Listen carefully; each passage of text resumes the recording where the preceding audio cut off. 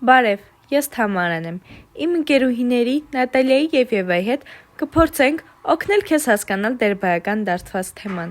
Միշտ դերբայական դարձվածին անցնելը լավ կլինի միասին հիշենք, թե ինչ է դերբայը։ Դերբայները բայի անդեմ ձևերը նախադասության մեջ կատարում են ենթակայի ու լրացման պաշտոններ, իսկ ստորոգյալ դառնում են միայն օժանդակ բայի հետ։ Հայերենն ունի 8 դերբայ՝ անորոշ, ենթակայական, հարակատար, համակատար, անկատար, վաղակատար, ապակատար և ժխտական։ Սրանցից առաջին 4-ը առանձին վերցրած լինում են նախադասության անդամ, դրանք անկախ դերբայներ են։ Եվ հենց սրանք են անհրաժեշտ դերբայական դարձված թեման ուսումնասիրելու համար։ Վերհիշենք դերբայների վերջավորությունները և չմոռանանք, որ սրանք նաև հոլովում են։ Անորոշ դերբայն ունի էլ վերջավորություն և ենթարկվում է ու արտաքին հոլովման, երգել երգելու։ Ենթակայական դերբայի բուն վերջավորությունն է օղ, այն ենթարկվում է ի արտաքին հոլովման, երգող երգողի։ Հարակատար դերբայի բուն վերջավորությունն է ած, սա ևս պատկանում է ի արտաքին հոլովման, երգած երգածի։ Վերջին անկախ դերբայը համակատարն է, վերջավորությունը իս, այն երբեք չի թեքվում։ Այ հիմա, երբ կրկնեցինք դերբայի թեման, կարող ենք խոսել դերբայական դարձվածից։ Դերբայական դարձվածը դերբայն է իր լրացումներով։ Ուշադիր, եթե քո դերբայը չունի լրացում, դերբայական դարձված գոյություն չունի։ Նա հուզված պատմում էր. «Ունեմ դերբայ, որը չունի լրացում, նախադասության կազմում դերբայական դարձված չկա»։ Նա միջադեպից խիստ հուզված պատմում էր. «Ունեմ դերբայ, որն ունի 2 լրացում»։ Դերբայն իր լրացումներով համարվում է դերբայական դարձված։ Նախադասության մեջ մենք ունենք դերբայական դարձված։ Դերբայական դարձվածի գերադաս անդամը արտահայտվում է անկախ դերբայներով, որոնց մասին քիչ առաջ խոսում էինք։ Դերբայական դարձվածը նախադասության մեջ կատարում է մեկ անդամի պաշտոն։ Այն կարող է կատարել ենթակայի, ստորոգելիի, բայական և գոյականական անդամի լրացում։ Դերբայական դարձվածը նախադասության մեջ ունի ազատ շարադասություն, այսինքն այն կարող է հանդես գալ առաջադաս, միջադաս և վերջադաս։ Կարծում եմ մինչ այս պահը դժվար ոչինչ չկար։ Քեզնից մի փոքր ավելի ուշադրություն է պահանջելու դերբայական դարձվածի կետադրության համար։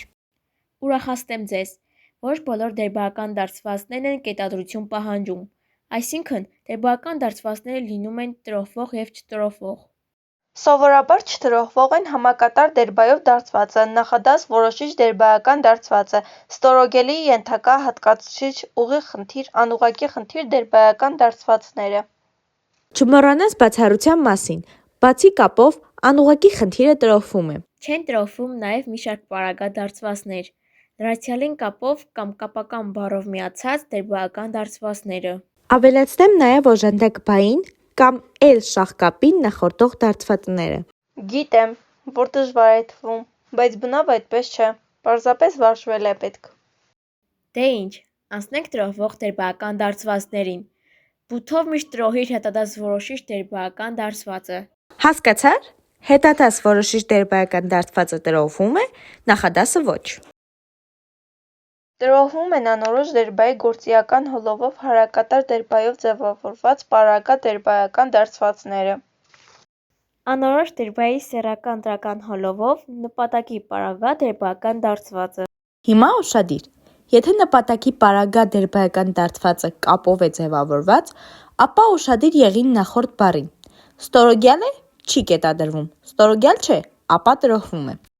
Տրոհվում են նաև հիմունքի զիջման և բացառման կապով պարագա դերբայական դարձվածները։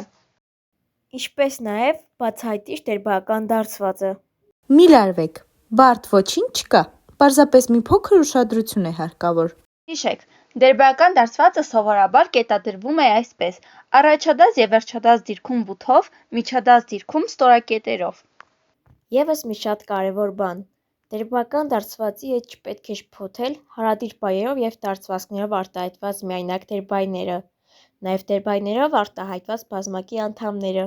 Կարծում եմ մենք օգնեցինք ձեզ ավելի լավ հասկանալ դերբայական դարձված թեման։ Հիշիր, անհնարին ոչինչ չկա, պարզապես յուրաքանչյուր նպատակ պահանջում է աշխատասիրություն, համբերություն և հավատ սեփական ուժերի նկատմամբ։ Մեկնաբանությունների բաժնում կտեղադրենք խաղի հղումներ, որոնցով կամրապնդեք ձեր գիտելիքները։